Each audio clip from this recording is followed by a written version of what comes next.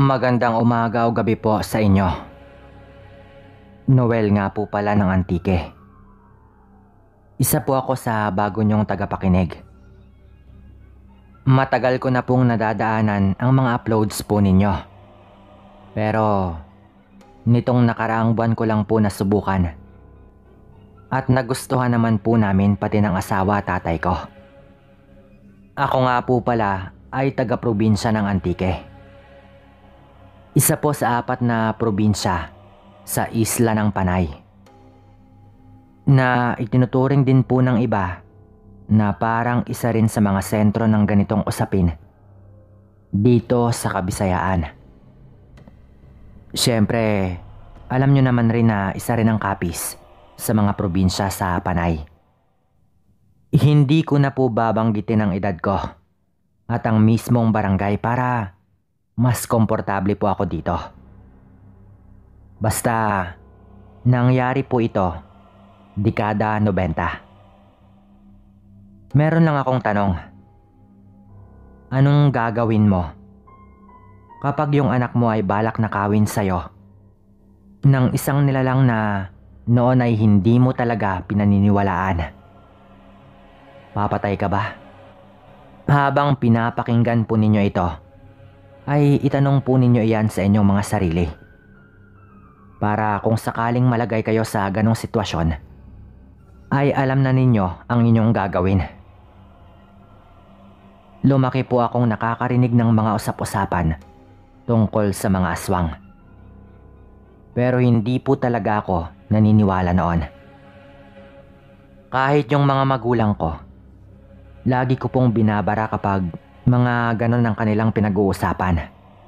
Minsan nga po, nagkakaroon pa kami ng hindi pagkakaunawaan na ang inumpisan lang naman ay ang pagkumbinsi ko sa kanila na wag nang maniniwala sa mga aswang-aswang na yan. Minsan kasi, hindi ako pinapayagang umalis ng gabi noon.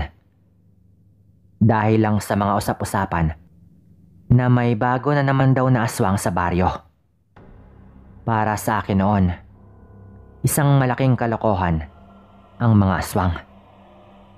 Kaya sa mga hindi naniniwala at nakikinig nito, naiintindihan ko kayo.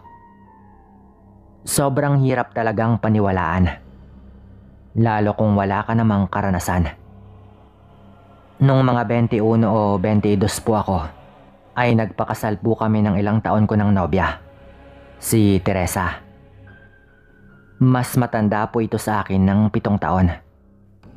Kaya nung sinabi po nitong gusto na niyang magpakasal, ay hindi na rin po ako nagdalawang isip. Matagal na rin po kasi kami noon. Bagay na hindi naman po ako nagsisi. Ang sabi ko naman, sabay naming tutuparin ang mga pangarap namin.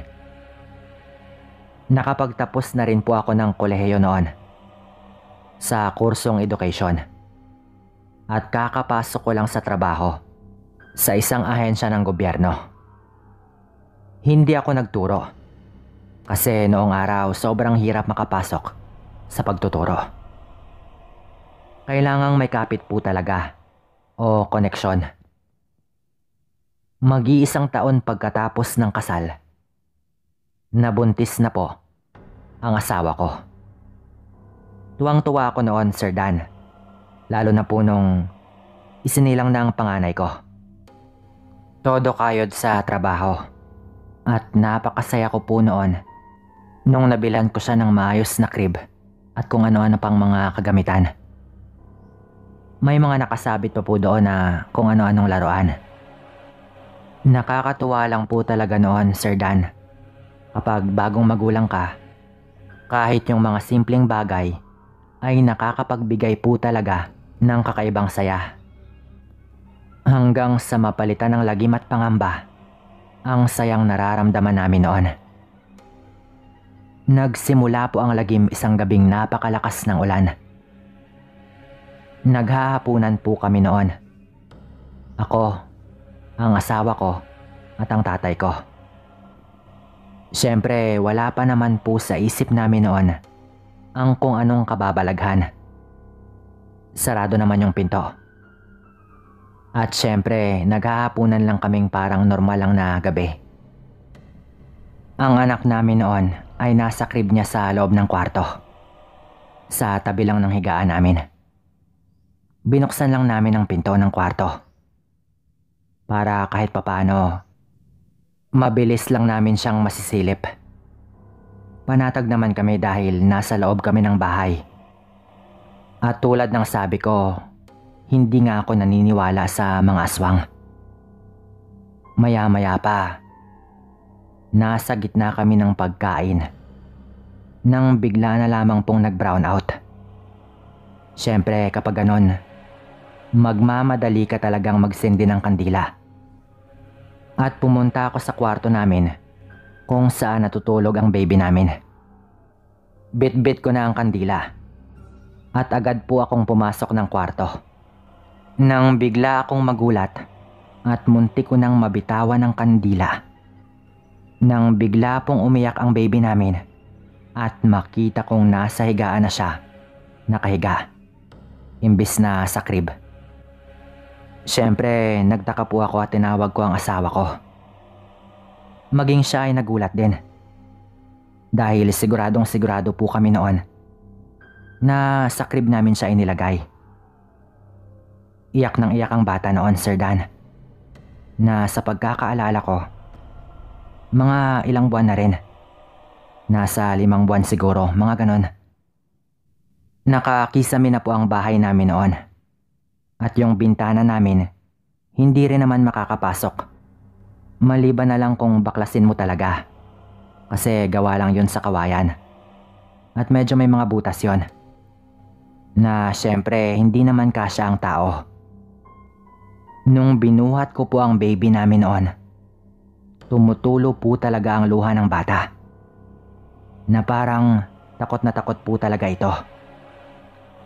Siyempre, nakakakita na po ang bata. Nung nagsindi ang tatay ko ng iba pang kandila, mas lalo po kaming nagulat nang makita ang mga bakas sa sahig. Parang mula po yon sa mga basang paa. Siguradong hindi galing sa amin.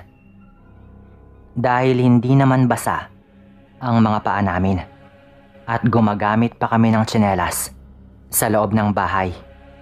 Galing yon sa ibaba ng bintana, palapit sa crib ng bata. Tapos, nung sinundan po namin, meron ding bakas ng basang kamay sa may gilid ng higaan. Pati na rin sa sahig. Na kung titignan pong mabuti, ay parang taong dumapa dahil may bakas din ng paa at kamay. Doon pa lang mismo ay nagduda na po ako na baka merong kung anong nagtatago sa higaan. Dali-dali kong pinasa kay Teresa ang anak namin at bigla po akong yumuko, sabay inilawan ang nasa ilalim ng kama po namin.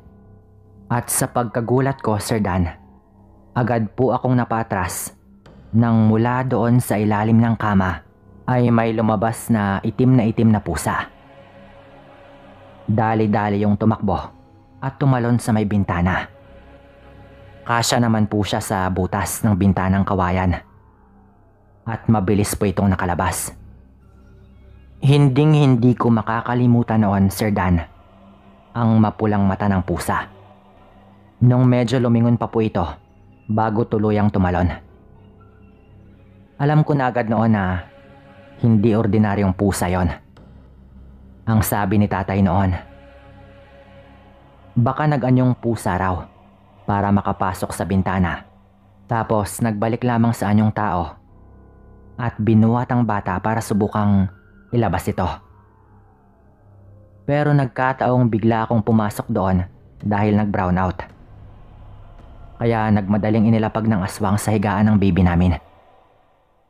At nag-anyong pusa siya para makapagtago sa ilalim ng kama. Siyempre, hindi rin naman po basta-bastang mababaklas ang bintanang yon. Matibay po ang pagkakagawa doon. Parang naging dahilan pa po ang pagkawala ng kuryente para hindi niya magawa ang kanyang gusto.